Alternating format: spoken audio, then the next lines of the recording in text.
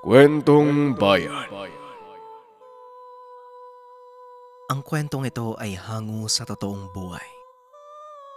Mula ito sa isa nating kabayan na itago na lang natin sa pangalang Angelo. Walang eksaktong taon. Probinsya ng Negros. Nang mga panahong ito, nakatira si Angelo sa kanyang tiyuhin na itago na lang natin sa pangalang Kaloy. Kasama niya ang kapatid na si Banjo. Maagang naulila sa mga magulang dahil sa isang malagim na trahedya. Nasa edad 15 itong si Angelo nang salakayin ng rebelde ang kanilang baryo sa bayan ng Ayongon sa probinsya ng Negros Oriental. Napilitang tumakas ang dalawang binatilyo hanggang sa makarating sila sa isang bayan kung saan nakatira ang nag-iisang kapatid ng kanyang ina. Isang kilalang mangkagamot sa bayang iyon si Kaloy. Kaya hindi na nahirapan pa sila Angelo sa paghanap dito. Simula noon ay kinukup na sila ng tiyuhin. Matandang binata si Kaloy. Hindi na nakapag-asawa dahil itinuon ng pansin sa pagtulong sa ibang tao. Mahusay sa larangan ng panggagamot ng kulam, barang, maging ang kaso ng nayanggaw ay kayang-kaya niyang pagalingin. Labis na hinangaan ni Angelo ang kakayahan ng tiyuhin. Kaya naman pinili nitong matuto ng mga kaalaman sa panggagamot. Hindi naman ito pinagdamot ni Mang Kaloy. Sa katunayan, kinakikitaan niya ng kakaibang bilis na matuto ang binata. Kaya sa edad na 17 ay naging mahusay na manggagamot ang binata. Isa sa unang pasyente ni Angelo ay dalagang kamag-aral. Nasa kalagitnaan sila ng klase ng mga sandaling iyon. Nang biglang tumayo at nangisayang dalaga, nagulat naman ang iba nilang kasama sa loob ng silid-aralan. Kaya kaagad ding nagsipagtakbuhan ang mga ito palabas ng kwarto. Tanging naiwan sa kwarto si Angelo at ang kanilang binabaing guro. Wala ring matulong ang guro dahil natataranta na ito. At kulang na lang ay magtatatakbo sa loob ng silid. Sir, kung pwede lang po huminahon kayo. Wala pong may tutulong ang ginagawa nyo. Wika ni Angelo. Agad naglabas ng langis at libreta ang binata. Kasabay nito ang pagsusuot niya ng medalyon ng Sator Coronados. Ito ang unang gamit na ipinagkalob sa kanya ng tiyuhin. At naging matagumpay ang binata sa pagdedebosyon. Sa mga hindi nakakaalam, ang Sator Coronados ay isang uri ng medalyon na balot ng mga dasal pangdigma at pangproteksyon. Kadalasan itong ginagamit sa kumbating espiritual at maging sa pisikal. Nakatayo ang dalaga sa kalagitnaan ng kwarto. Kaya hinawi ni Angelo ang mga upuan upang magkaroon siya ng sapat na espasyo sa gagawing pagpapalayas sa kung anong elemento o nilalang na sumapi sa kaklase. Walang alam ang lahat sa kanyang paaralan na may kakayahang manggamot itong si Angelo. Kaya laking pagtataka ng mga nanonood kung ano ang ginagawa ng binata kasama ang sinasaniban. May ilang guro pa ang nagsabi na lumabas siya at baka sa kanya lumipat ang sapi. Ngunit tinignan lang sila ni Angelo at nagsalita. Kung lilipat man yan, hindi sa akin. Kaya lumayo kayo sa sinasaniban. Tugon ni Angelo. Alam ng binata na ang sumanib sa kaklase. Isang uri ng elementong may kakayahang pasukin ang katawan ni numan. Lalo na kung mahina ang pananampalataya nito. Naglakad paikot si Angelo sa kaklase na nooy nakatayo pa rin. Bagaman hindi kumikilos, kitang-kita ng binatang nanlilisik ang mga mata nito. Ngumiti lang siya at nagsimulang mag-usal ng dasal pamako. Matapos mag-usal ay nilapat niya ang palad sa noo ng kaklase at inutusan itong maupo. Sumunod naman ang sinasapian.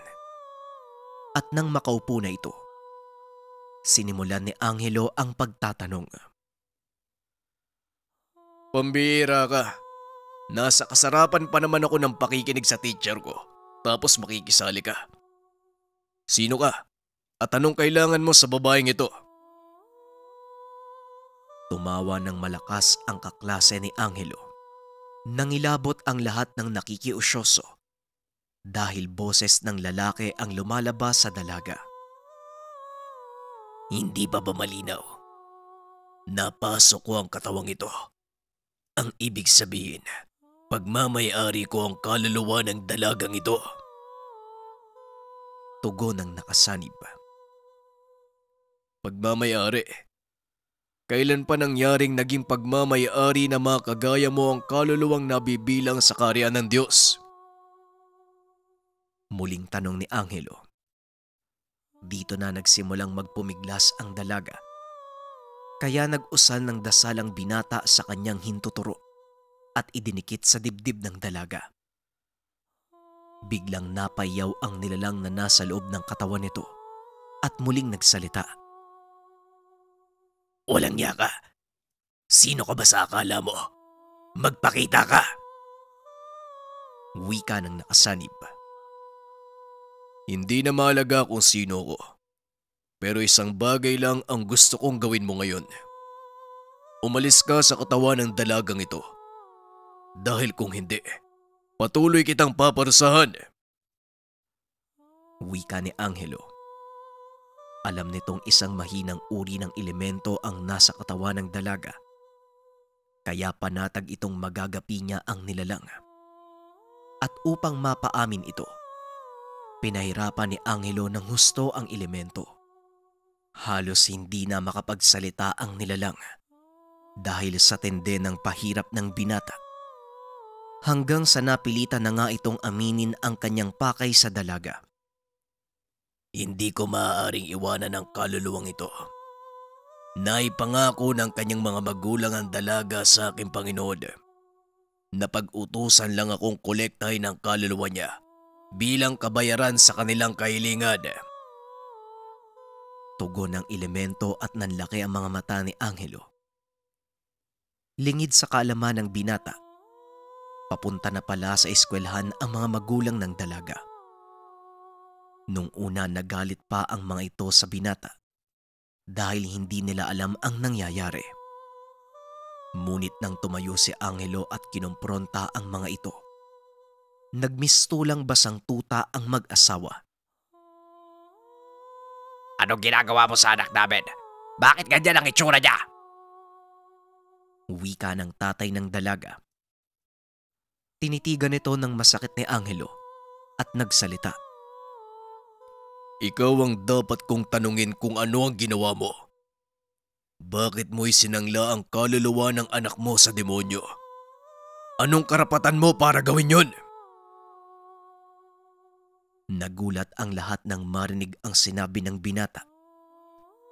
Hindi nakapagsalita ang mga magulang ng dalaga dahil alam nilang totoo ang sinasabi nito. Ngunit nagawa pa ring magsinungaling ng ina ng dalaga tungkol dito. Anong isinangla? Ikaw bata ka. Ipatawag mo ang mga magulang mo at kakausapin namin kasama ang prinsipal.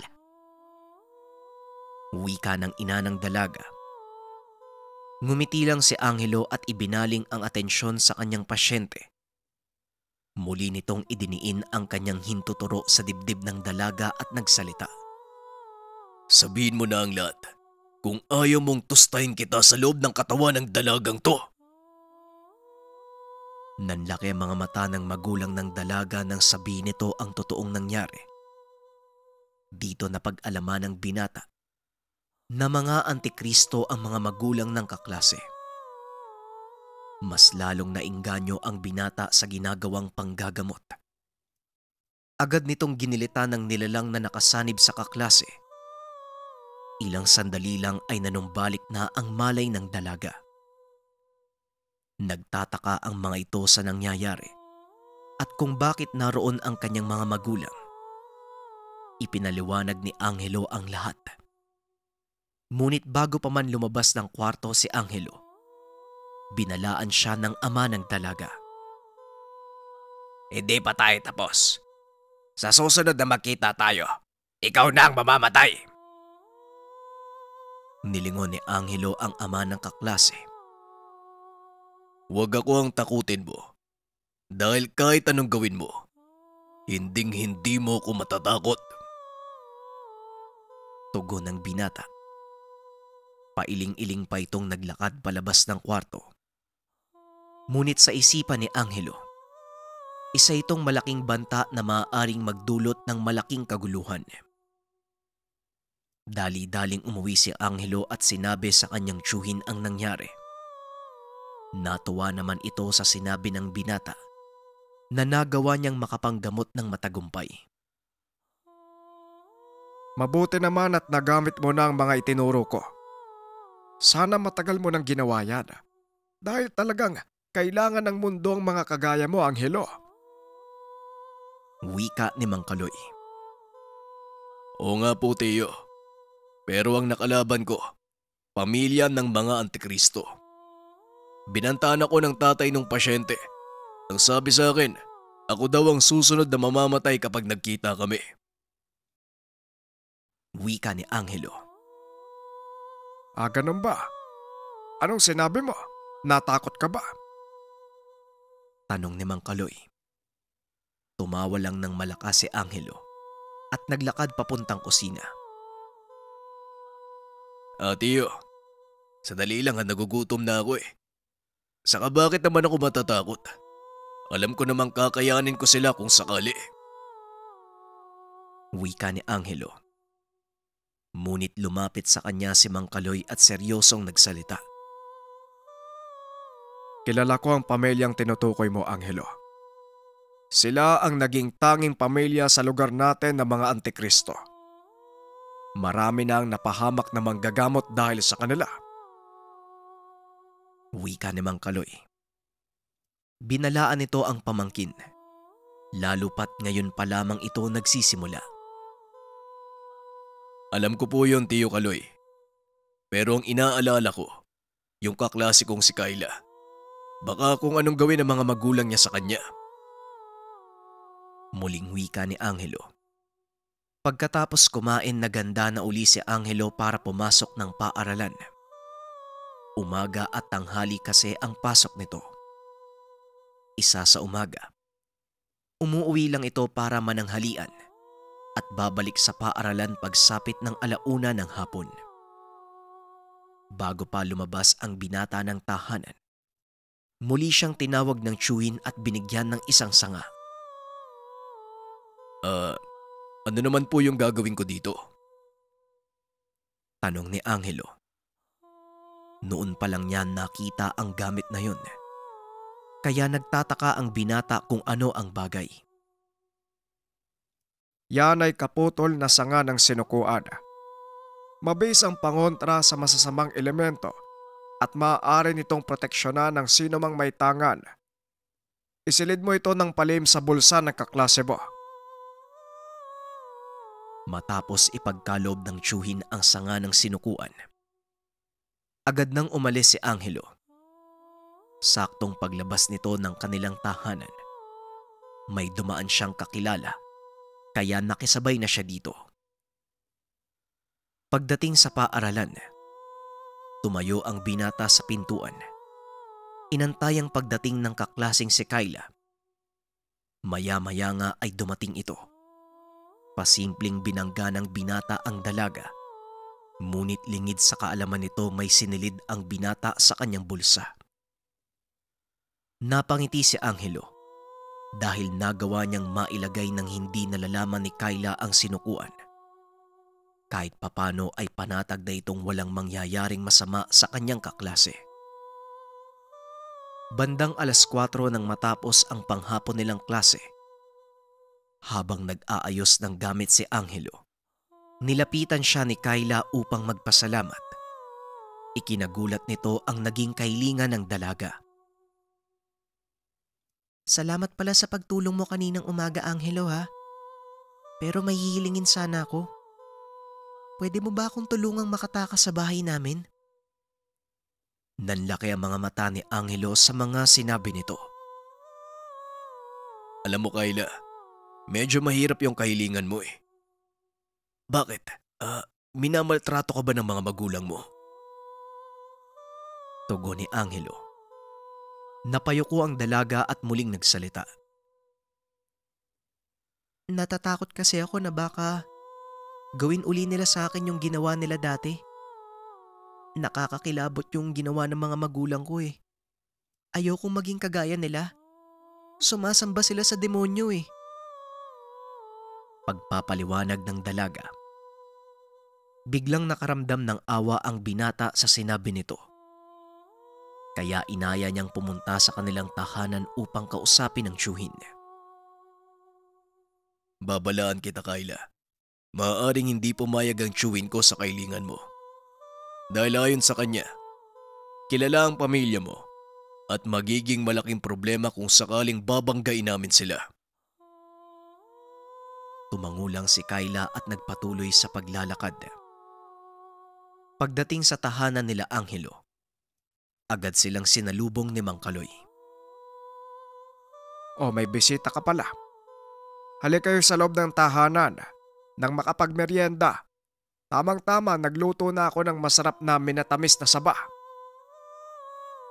Wika ni Mang Kaloy.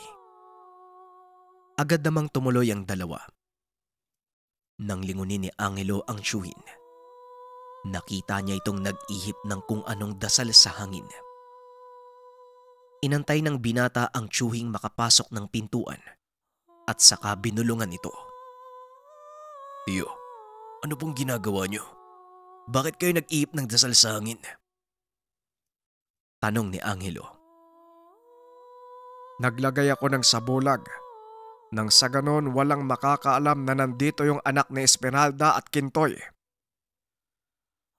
Nagulat si Angelo dahil kilala pala ng tiyuhin ang dalaga. Dagdag pa nito, may nakasunod sa kanila, kaya nagkunwari siyang hindi kilala ang dalawa.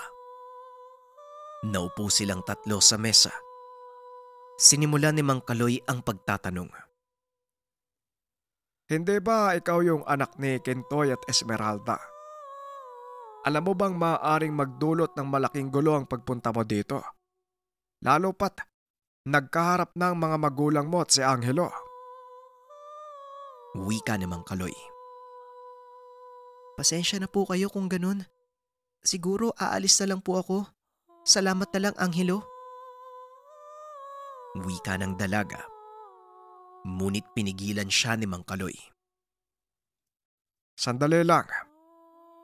Sinabi ko lang ang mga bagay na yon para ipaalala sa'yo na pwede kang maulila sa mga mangyayari. Pero hindi ko sinabing hindi kita matutulungan. Alam ko ang pakay mo dito, dalaga. Nais mong kumawala sa nakaugalian ng iyong mga magulang.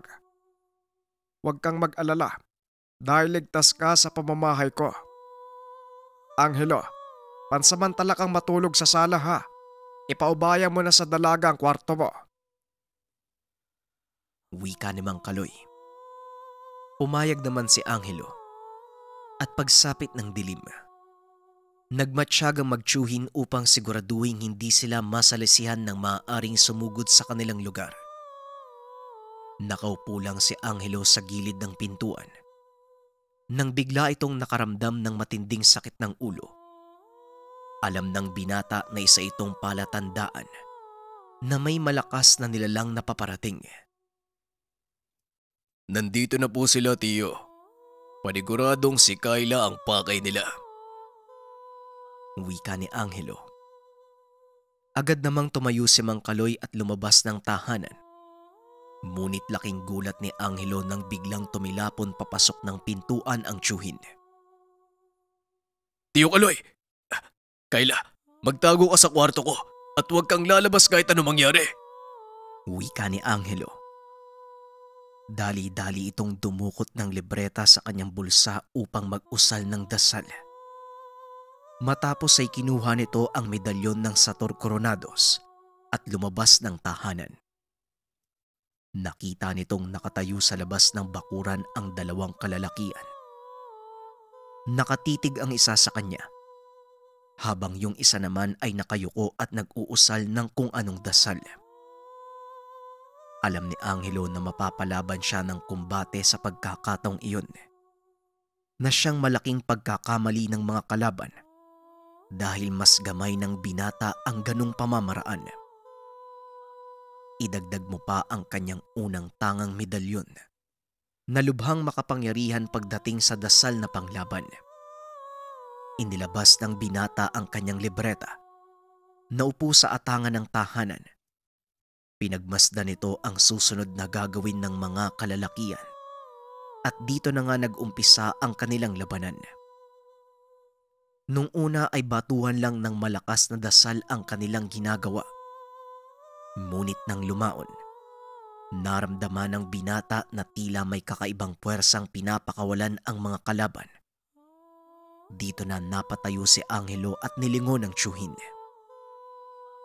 Nakita nitong wala pa ring malay ang matanda, kaya wala siyang magagawa kung hindi harapin ang mga kalaban sa labas ng tahanan. Ilabas mo na ang pamangkin namin kung ayaw mong mapahamak kayong lahat na nakatira sa bahay niyo. Wika ng isa sa mga kalalakian. Kung gusto niyong makuha si Kyla, sige, subukan niyong pumasok. Wika ni Angelo. Malakas ang loob ni Angelo dahil alam niyang nababalot ng napakalakas na balabal ang kanilang tahanan at walang elemento ang makakapasok sa lugar kung hindi ang pinahintulutan lang ni Mang Kaloy. Humakbang ang isa sa mga kalalakian papasok ng bakuran. Laking gulat nito nang bigla siyang humagis pabalik sa kanyang pinagmulan. Kinuha ni Angelo ang pagkakataon upang mag-usal ng isa pang dasal pang depensa upang maitaboy ng tuluyan ang mga kalalakihan. Nagtagumpay naman ang binata, ngunit alam niyang hindi pa tapos ang laban. Pagkaalis ng mga kalalakian, agad nitong ginising si Mang Kaloy at kwenento kung ano ang naganap. Paniguradong babalik sila at magdadala ng mas malakas na puwersa. Maganda ka, Angelo, dahil siguradong mapapalaban tayong dalawa. Napakamot na lang ng ulo si Angelo. Handa na po ako, Tiyo Kaloy. Kayo po ba? Kumusta ang pakiramdam niyo? Mukhang napuruan kayo ng kalaban ah. Tanong ni Angelo. Ayos lang ako. Nawalan ako ng malay dahil hindi ko napagandaan ang pag-atake ng isa sa kanila. Pero, napansin mo ba ang kanilang kilos? Hindi ba? Isa lang sa kanilang umaatake. Wika ni Mang Kaloy. Napansin din ito ng binata. Opo, napansin ko po ang ginagawa nila kanina. Pero, hindi na naituloy pa ng binata ang sasabihin dahil bigla siyang nakaramdam ng mabigat na oras sa lugar. Lumabas ng tahanan ang magtiyuhin at nanatiling nakatayo sa bakuran. Nandito na ang sinasabi mo, Angelo. Humanda ka na!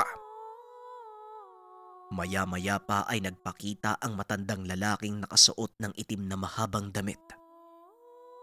Sa dibdib nito nakaukit ang simbolo ng demonyo.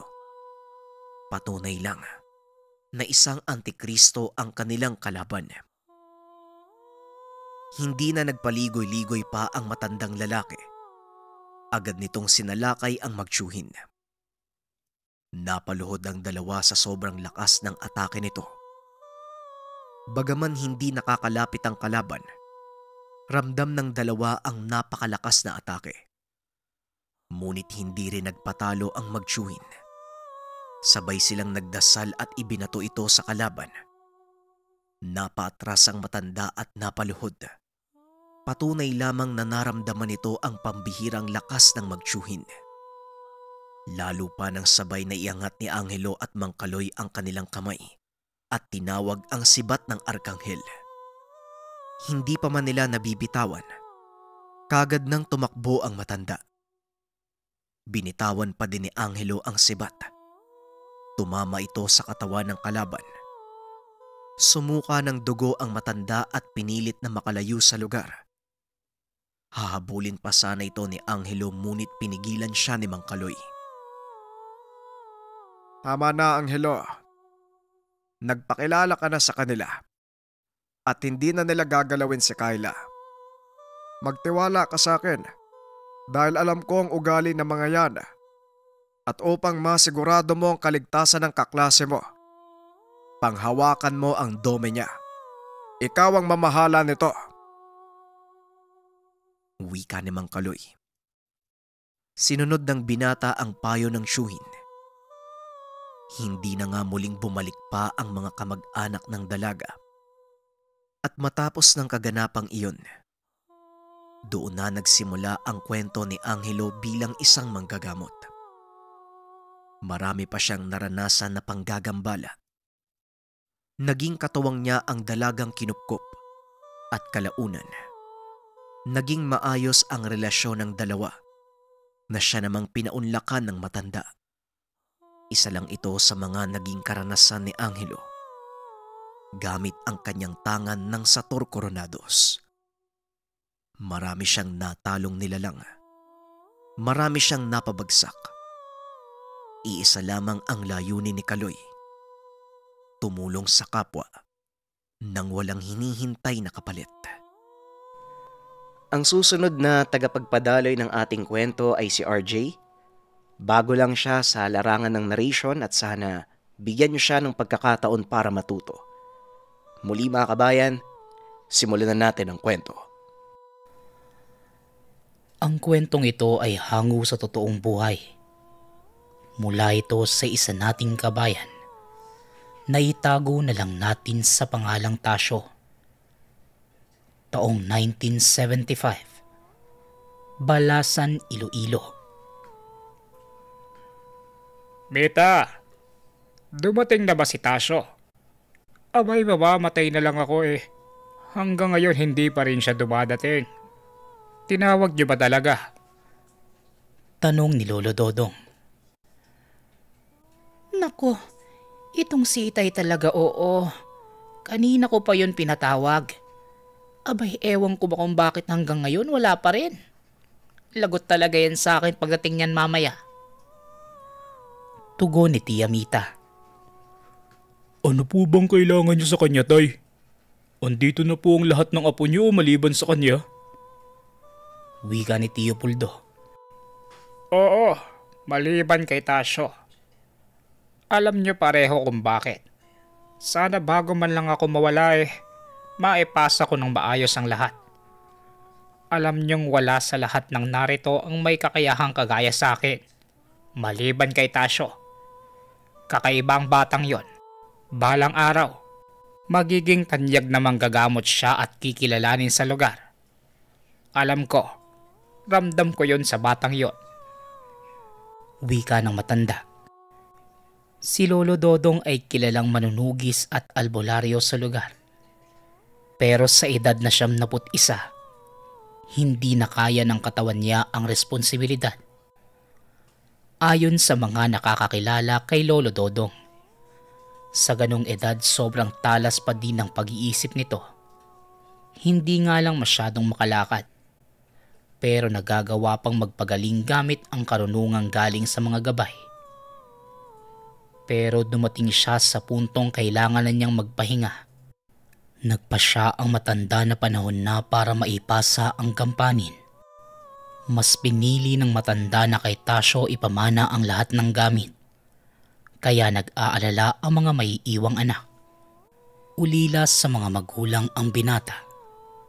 Lumaki ito sa piling ni Lolo Dodong. Ayon naman sa matanda, mas higit na kailangan niyo ni Tasyo kesa sa ibang mga pinsan. Wala na itong maaasahan sa buhay. Ngunit ganun pa man, hindi pumayag ang mga anak na matanda. Ayaw nilang si Tasyo ang mapamanahan. Mabisyo daw ito at walang direksyon sa buhay. Pero iba ang nakikita ni Lolo Dodong sa apo. Kagaya niya, meron itong kakayahan na maging katulad niya na manggagamot. Halos gabi na nang makauwi si Tasyo sa tahanan. Nagalit ang mga tiyahin dahil dumating ito na amoy alak. Ayon naman sa binata, dumaan lang siya sa bahay ng kaibigan at dumalo sa kasiyahan. Tasyo, wala ka ba talagang delikadesa? Alam mo namang nasa kritikal na kalagayan ng lolo mo. Tapos uuwi ka dito ng lasing. Sige na, ayusin mo na ang sarili mo. Kanina ka pa niya hinihintay. Wika ni Tia Mita. Hindi po ako lasing, tiya. Abay, nakainom lang ng konti. Siya nga pala, parang hindi naman ako kailangan dito.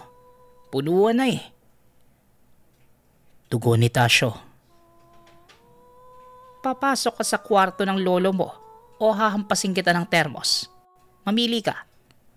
Mainit ang ulo ko ngayon, dinadagdagan mo pa ha. Bilisan mo na. Wika ng tiyahin. Nasinok pa ang binata habang naglalakad papasok ng kwarto. Nasa tapat pa lang siya ng pinto. Meron siyang nakita na nilalang. Sa paglalarawan niya, mukha itong kabayo na may katawang tao. Ginusot pa niya ang mga mata. Buong buhay ni Tasyo. Ngayon lang siya nakakita ng kakaibang nilalang. Madalas mga kaluluwang ligaw lang ang nagpaparamdam sa kanya. Isa ito sa mga rason kung bakit siya palaging naglalasing. Hindi makatulog si Tasyo dahil sa mga espiritong nanggagambala sa kanya. Tatalikod na sana si Tasyo para humingi ng tulong. Pero biglang nagsalita ang kaharap. Saan ka pupunta? Huwag mo sabihin natatakot ka sa akin. Bilisan mo na. Kanina ka pa hinihintay ng lolo mo. Kapag ako nainis sa yung bata ka, hihilahin kita papasok. Wika ng tikbalang na si Uloy. Iihi lang sana ako eh. Masyado ko namang hindi ako tukot sa'yo, no? Saka ano ba yung suot mo? Teka, sandali ah. Babalik ka. Habang nagsasalita, bigla siyang hinila ng nilalang at pinasok sa loob ng kwarto. Kamuntikan pang mapatili si Tasyo dahil sa sobrang gulat. Pagpasok sa loob ng silid na matanda, nakita ng mga pinsan si Tasyo. Nakaangat ng bahagya sa sahig ang binata. Hanggang sa nagwika si Uloy na ang binata lang ang nakakakita sa kanya. Ibaba mo na siya, Uloy. Nako, nagkita na pala kayong dalawa. Ipapakilala sana kita sa kanya po eh. Kaso mas nauna pala kayong nagkasalubong. Pero hindi bale. Julio, Cornic, Pepito, lumabas muna kayo. May pag-uusapan lang kaming importante. Saka sabihin niyo sa mga magulang niyo, huwag muna silang papasok. Utos ni Lolo Dodong sa mga apo. Sumunod naman ang mga ito pero may halong pagtataka. Nang makalabas, kaagad naman pinasarado ng matanda ang pinto. Alam niyang makikiusyoso ang mga anak sa mga nangyayari. Ayon kay Lolo Dodong, hindi na siya magtatagal sa mundong ibabaw. Pinaupo ni Lolo Dodong sa gilid niya si Tasyo. Pinakuha naman niya sa gabay ang kahon na ipapamana sa apo. Nawala ang kalasingan ni Tasyo nang makita ang hawak na matanda. Kumikinang na medalyon na ayon dito. Iniingatan niya sa loob ng mahabang panahon. Kasama sa kahon ang mga kaalaman kung paano mapapagana ang gamit. Nanlaki ang mga mata ng binata. Mismong ang gabay ang nagsuot sa kanya na medalyon. Gumiti pa sa kanya ito at humarap sa matanda. Kasabay ng pagyuko bilang respeto kay Lolo Dodong. Magsasalita pa sana si Tasyo habang nakahawak sa kamay ng lolo. Nakatitig lang ito sa kanya. Hindi na nakapagsalita si Tasyo. Tumango lang sa lahat ng sinasabi ng matanda. Huwag kang mag-alala. Kaisa mo ako sa mga gampaning naiwan ng lolo mo. Sa ngayon, hindi mo pa maiintindihan. Pero pagdating ng panahon, mauunawaan mo din kung bakit ikaw ang napili niyang sumalo sa pwesto niya.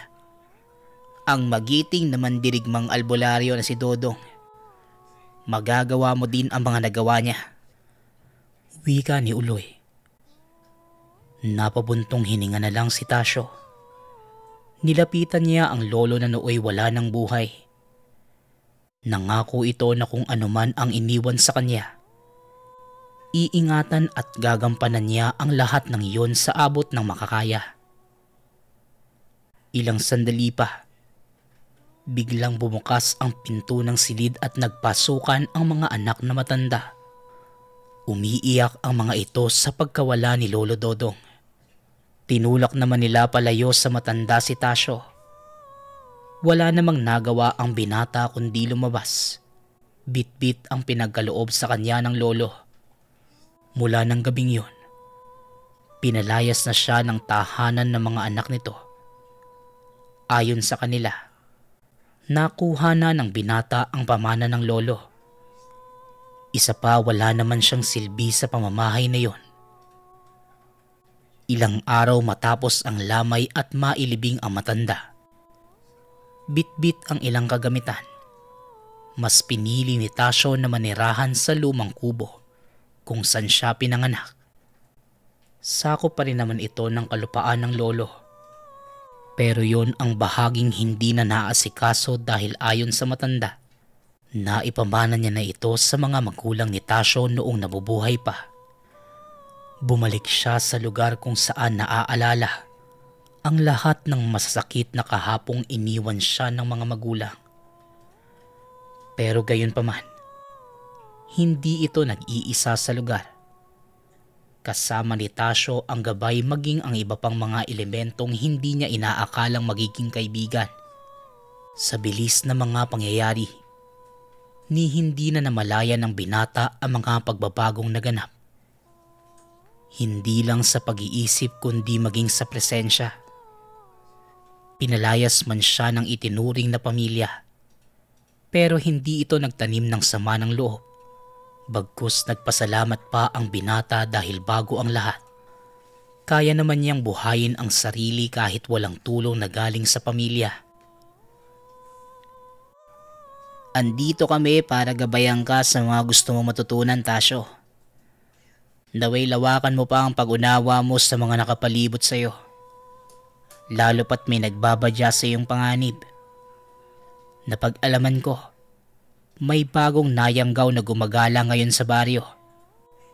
Pero hindi nila alam kung paano nila mapapatay. Kaya ihanda mo ang sarili mo. Yun ang pinakauna mong pagsubok. Wika ni Uloy.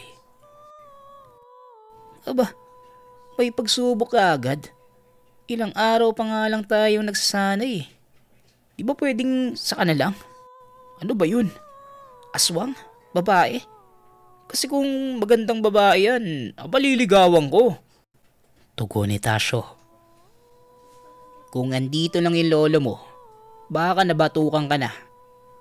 Kailan ka ba magseseryoso? Una sa lahat, hindi ko alam kung ano ang nakita ng lolo mo sa'yo. Bakit ikaw pang napili?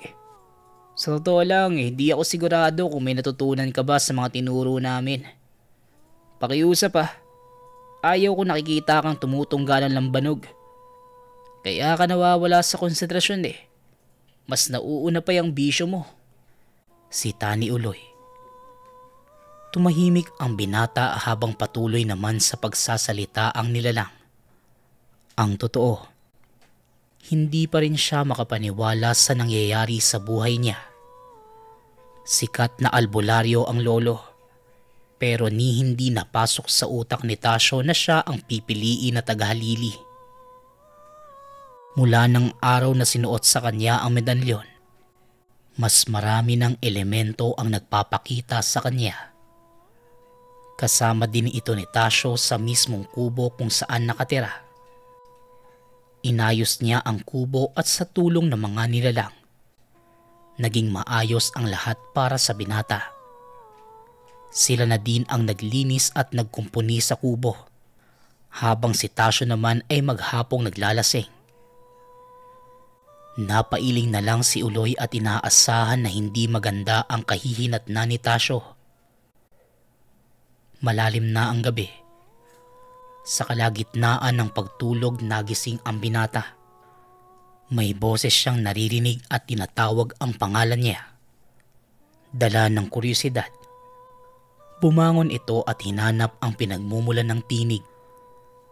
Nawala ang antok ng binata nang makita ang mga kakaibang nilalang na tila nagsasaya sa ilalim ng buwan. Ilang sandali pa ang lumipas. May namataan siya na isang anino hindi kalayuan sa tahanan. Sa paglalarawan ni Tasyo, nakasuot ito ng belo at tumakbo papunta sa ilog. Hahabulin sana niya ang babae. Pero bigla naman siyang hinawakan ni Uloy. Di ka ba nag-iisip? Sila na mismo ang naghahanap sa'yo. Kusa na silang lumalapit.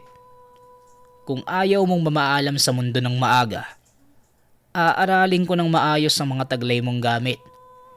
Hindi yung basta ka nalang tatakbo at hahabol sa nakita mo. Sige na, pumasok ka na sa loob. Huwag kang lalabas hanggat hindi sumisikat ang araw. Wika ni Uloy. May tumatawag sa akin eh. Sino ba yun? Bakit ako tinatawag? Kaya ako nagising eh. Biglang uminit yung suot kong medalyon. Pasensya na. Alam ko naman na marami pa akong kailangang alamin. Salamat kaibigan. Ikaw ang gabay ko. Tugon ni Tasyo. Dumiretso na ito sa loob ng tahanan at natulog. Kinaumagahan, nagising si Tasyo dahil sa sigaw ng matanda. Naroon ito sa tapat ng kubo. Umiiyak habang tinatawag ang pangalan niya. Kaagad namang lumabas si Tasyo at inalam kung ano ang kailangan ng matanda. Napag-alaman ng binata, kailangan ng tulong ng asawa nito. Kaya kahit hindi alam ang gagawin, kaagad naman itong sumama sa lalaki. Habang naglalakad, nagkukwento na ang matanda sa mga nangyari. Ilang sandali pa narating na nila ang tahanan nito. Dumiretso lang sa pagpasok ang lalaki. Samantalang si Tasyo naman, naiwan lang sa labas ng tahanan. Ayon sa kanya, nakita niya ang mga maliliit na nilalang naglalambitin sa bubong ng bahay. Iho, nasa loob ang asawa ko. Pakiusap, tulungan mo kami. Magbibigay ako ng kahit ano. Mapagaling mo lang ang asawa ko. Wika ng matandang si Mang Egmi. Matanong ko lang po, paano po nyo nalaman na manggagamot ako? Saka paano nyo po ako nahanap sa lugar na to? Tanong ni Tasyo. Kalmado lang ang binata dahil wala naman siyang nararamdamang panganib sa paligid. Hindi din naman umiinit ang suot na medalyon. Pero hindi nagpakampante ang binata. Bagkus nakahanda siya sa mga mangyayari. Tumugon naman ang matanda. Pumunta siya sa tahanan ni Lolo Dodong. Doon lang niya napag-alaman na patay na pala ito at naipasa na ng matanda ang mga gamit kay Tasyo. Dagdag pa ni Mang Egmi, hindi siya sigurado kung kaya nang magpagaling ng binata. Nagbabaka sakali lang dahil wala naman siyang pagpipilian, lalo pat wala naman siyang pera na pambayad sa doktor. Nang mga oras na yon, tila mamamatay na ang asawa na matanda na nakaratay sa higaan. Napahingang malalim si Tasyo. Kinausap ang mga nilalang na nakalambitin sa pawid ng bahay. Inalam ng binata kung ano ba talaga ang kalagayan ng gagamutin.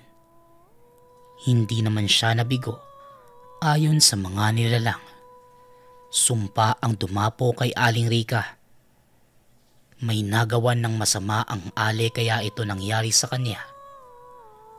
Habang kinakausap ang mga nilalang, umiiyak naman si Mang Egmi dahil sa isip niya, maling tao ang napuntahan. Sa kabilang banda, may iniabot ang mga nilalang kay Tasyo. Ayon sa mga ito, mapapagaling nun ang sumpa pero kailangan munang mangako ni Aling Rika. Hindi na niya uulitin ang ginawa. Napatango naman ang binata at nagpasalamat. Pasensya ka na, Rika. Desperado akong gumaling ka. Kaya tumawag ako ng... Natigil sa pagsasalita ang matanda nang lumapit si Tasyo sa asawa. May kung ano itong inihip sa hangin. Kasabay ng paglapat niya ng tila maliit na dahon sa parte ng katawan ni Aling Rika na may pinsala. Hindi man maintindihan ng binata ang pakiramdam na bumalot sa kanya. Pero sinundan niya lang ang sinasabi ng mga nilalang. Noong una akala niya biro lang ang nakikita sa lolo noong buhay pa. Ngayon, siya na mismo ang nakakaramdam. Ilang saglit pa ang lumipas. Tila hinigop ng dahon ang karamdaman ng Ale. Ayon naman kay Mang Egmi, milagro ang nasaksihan niya. Hindi siya makapaniwala sa mga nangyayari. Hoy Egmi, abay bakit nakatayo ka lang dyan na parang natatae? Nakapagluto ka na ba ng agahan? Tsaka, sino naman tong binata? Nako, parang nananakit yata ang katawan ko ah. Ano bang nangyari? Aba yung damit ko, ilang araw na ito ah. Tanong ni Aling Rika na tila walang nangyari. Huwag po kayong mag-alala. Maayos na po ang lagay nyo. Siya nga pala, humingi po kayo ng tawad sa mga nilalang na nakatira sa bahay nyo. Meron po kayong kasama mga lumon. Tsaka para po tuluyan ng gumaling yung sakit nyo, alayan nyo po sila ng pagkain, mga kakanin po, o kaya naman matamis. Tugon ni Tasyo. Maraming salamat. Dahil sa ginawa mo, makakarating ito sa buong baryo. Magandang balita. Nagbalik na ang dalubhasang albularyo. Wika ni Mang Egmi na tumatalon sa saya habang sinisigaw ang pagbabalik ng albularyo. Napayakap ito sa asawa sa sobrang saya. Nagpaalam na si Tasyo at pinaalala ang nais ng mga nilalang. Para maiwasan ang anumang hindi pagkakaunawaan at hindi na maulit ang sakitan, umuwi si Tasyo na maligaya ang kalooban. Alam niyang hindi lang yon ang unang beses. Ito pa lamang ang panimula ng bagong yugto ng buhay niya. Ilang araw matapos ang pangyayaring yon, marami na ang dumadayo sa tahanan ni Tasyo para magpagamot. Maging ang mga tiyuhin at tiyahin, napadalaw na rin sa kanya. Niyayaya pa siya ng mga ito na bumalik ng tahanan. Pero ayon kay Tasyo, panatag ang kalooban niya sa tahanang pinagkaloob ng mga nilalang na gumagabay sa kanya. Kinalang naman ng pamilya ang pasya ng binata. Humingi sila ng kapatawaran sa lahat ng mga nagawang hindi maganda sa binata. Naging maluwag naman sa dibdib ni Tasyo ang pagpapatawad. Naiintindihan niya kung bakit nangyari ang lahat ng iyon. Dahil sa sayang nararamdaman, napainom muli si Tasyo ng lambanog. Maghahating gabi na makaramdam siya ng pananakit ng tiyan. Ayon sa kanya, dahil lang ito sa dami ng nainom na lambanog. Walang ano-ano eh. Napatakbo si Tasyo sa palikuran na hindi kalayuan sa tahanan. Niwala siyang dala na kahit ano, maliban na lang sa damong pamunas. Ilang sandali pa ang lumipas. Nang makalabas sa palikuran, nasipat niya muli ang imahe ng tao. Bigla ding uminit ang pakiramdam ng binata. Nakisabay na din ang suot na medalyon. Sa pagkakataong ito, wala ang gabay kaya hinabol niya ang nakita. Habang tinitignan kung saan napunta ang anino, hindi niya napansin ang malaking baboy Ramon na papalapit sa kanya. Paglingon ni Tasyo, dinambahan siya ng nilalang. Nagpagulong-gulong sila sa damuhan. Doon lang niya naalala ang lahat ng sinabi ng gabay. Pero huli na nang maisip niya ang kailangan gawin. Sinakmal siya ng nilalang, pero kaagad naman niyang naisangga ang braso. Sa isip ng binata, yun na ang katapusan ng buhay niya. Pakiramdam ni Tasyo nawawala na siya ng lakas. Pero biglang may humablot sa aswang at binalibag ito palayo sa binata. Habang nakahiga sa lupa, si Uloy ang nakipagbuno sa nilalang. Kaagad namang kumaripas ng takbo ang aswang nang makita ang iba pang mga kaibigan ni Tasyo na papasugod sa lugar. Ito na nga ba ang sinasabi ko eh. Nasa iyo na ang gamit pero hindi mo naman alam kung paano gamitin. Kaya yan. Yan ang nangyari. Ano? Pabangon ka ba dyan o ihilahin ka na lang namin papasok? Kayo talagang mga tao. Ang titigas ng ulo. Wika ni Uloy. Nalapa na nga ako ng aswang, napagalitan pa. Ay, pasensya na. Tao lang, hindi perpekto. Pero pakiusap, kung pwede sana, buhatin nyo na lang ako. Di na ako makatayo eh. Oh, wag nang mainit ang ulo, Uloy. Sa susunod, makikinig na ako. Tugon ni Tasyo. Dahil sa inis, tinalikuran ito ng gabay. Ang ibang kaibigan na lang niya ang umalalay sa binata. Alam ni Tasyo na masama ang loob ni Uloy dahil sa nangyari. Sobra naman ang pagsuyong ginawa ni Tasyo, mapatawad lang siya ng gabay. Mula ng araw na yon, hindi na muling uminom pa si Tasyo. Nagseryoso na ito sa mga pagsasanay. Lalo na sa pisikal at espiritual na aspeto. Alam ng binata, mas marami pa siyang makakaharap na malakas kesa sa aswang. Kaya sinikap niyang matutunan lahat ng pag-aaral na nilatag ng gabay. Doon palang naunawaan ni Tasyo ang ibig sabihin ni Uloy.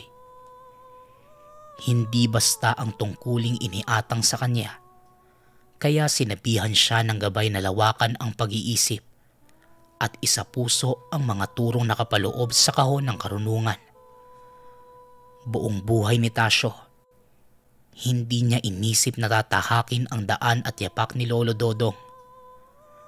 Kahit ganun pa man, malaki ang pasasalamat ni Tasyo sa gampanin na nagbago ng buong buhay niya. Ang kwentong ito, iilan lang sa mga karanasan ni Tasyo. Nailahad niya ang kwento hindi para magyabang, kundi mapagkunan ng aral ng mga taong gustong mamulat sa kakaibang mundo.